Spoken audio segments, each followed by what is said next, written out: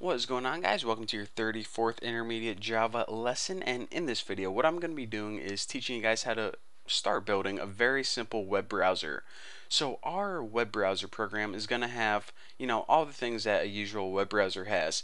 The address bar at the very top where you can type in your URL, like, I don't know, http google.com, and then once you press enter, it's going to go ahead and display the contents of google.com. So again, this isn't going to be a really advanced web browser, nothing as cool as Google Chrome or Firefox, but it's going to use a lot of important concepts. For example, reading an HTML file and displaying the contents on the screen. So I already made a new class and I imported 4 different things. So just go ahead and copy all that right now. Now what this is going to do is it's going to inherit from the class JFrame, just so we can get all our good GUI stuff, make it look nice and pretty. Now remember that I said this GUI is basically going to consist of 2 main parts: the address bar at the top where the user can type something in, and the main window that, I don't know, all the web page crap gets displayed. So the address bar at the top is actually going to be a J text field. So private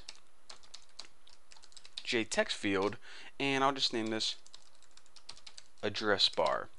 Now the main display window is actually going to be a JEditor pane. So private editor pane, and I'll just name this display.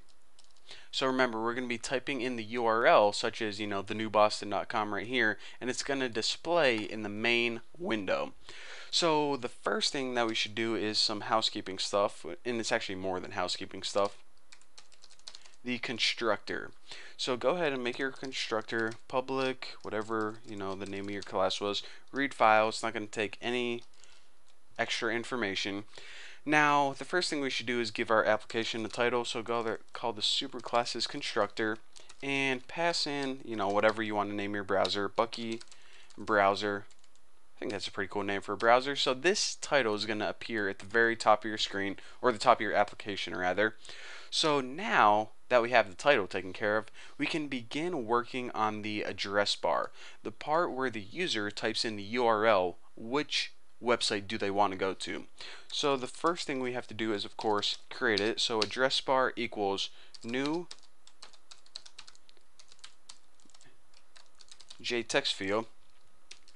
Now whenever you create a new text field, go ahead and as the parameter for this, type in some default text, such as enter a URL host, and I'm going to do that.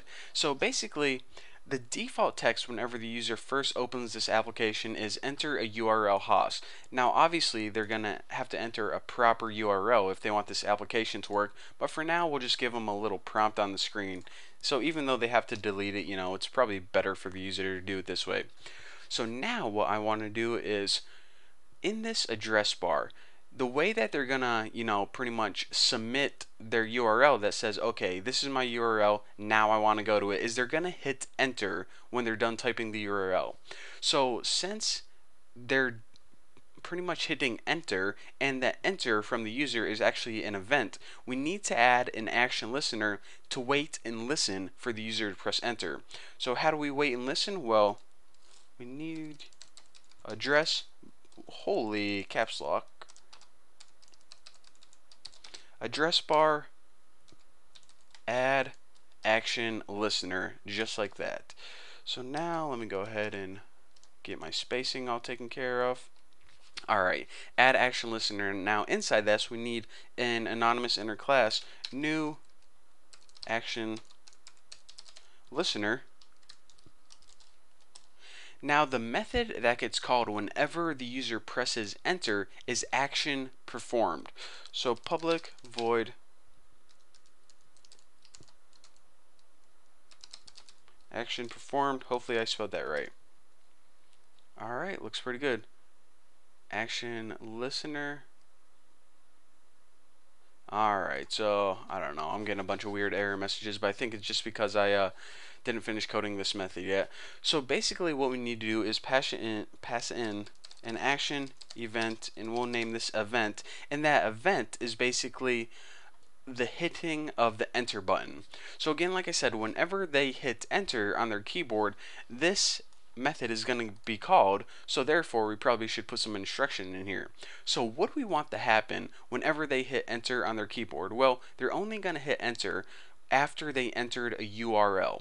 So basically what this program is going to do is it's going to get the URL and say, okay, then I want to go to this web page, read the file, the HTML file, and display it in the main window. So that's kind of a whole separate thing. So what I decided to do is I decided to make a separate method for that called load crap. Now the load crap method obviously isn't one that's already built into Java. We're going to have to make this ourselves. But what this method is going to do is it's going to go read an HTML file, for example the HTML file from thenewboston.org, and read it and then display it on the screen. So again, we're going to be coding that in the upcoming tutorials, but before we do that, what we need to do is we actually need to pass it in the URL as a string. So they already typed in the URL in this address bar, so how do we get the URL from that address bar? Well, let me just go ahead and type it, then I'll show you guys. Get, because this method is one of the ones that are not named very good in Java. So get action command, if I hover over it, maybe you'll see, okay, it says return the command string associated with this action. And I put my semicolon in the wrong place. So what this means is, remember, whenever you hit enter, an event is generated, and this get action command, which is not properly named, is basically going to take the string that's inside the address bar and it's gonna go ahead and pass it into this load crap method. So this get action command should more properly be named get string from JText field, but that's basically what it does. Whatever URL that you typed in is going to treat it as a string and pass it into this load crap method, which eventually what we're going to be doing is building this method to pretty much go to a file and display it on the screen. So simple enough. So well, that's pretty much it for this tutorial. In the next tutorial, what we're going to be doing is working on the display, and then we're going to be working on the load crap method. So once everything ties together, you guys are going to be able to see what's going on. But for now, just stick with me, and I'll promise you guys, like I usually do, everything will make sense soon. So anyways, thank you guys for watching. Don't forget to subscribe, and I'll see you guys in the next video.